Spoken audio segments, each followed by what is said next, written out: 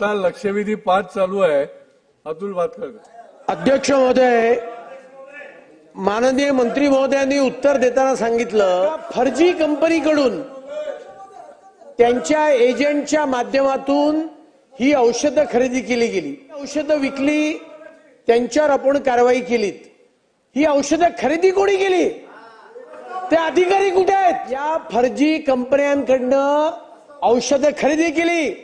कंपन्यांची शहानिशा न करता ठिकाणी ज्यांनी प्रस्ताव तयार केले, ज्या अधिकाऱ्यांनी या खरेदीची ऑर्डर दिली, त्यांच्यावर कारवाई केली का नाही केली हे तर आहेच महत्वाचं.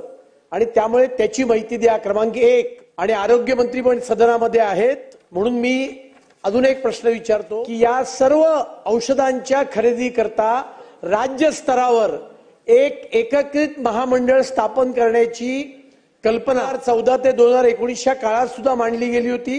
मला वाटतं आपणही त्या संदर्भात काही भाष्य आता गेल्या महिन्याभरात केलंय. तसा काही सरकारचा विचार आहे का, असा माझा दुसरा प्रश्न आहे.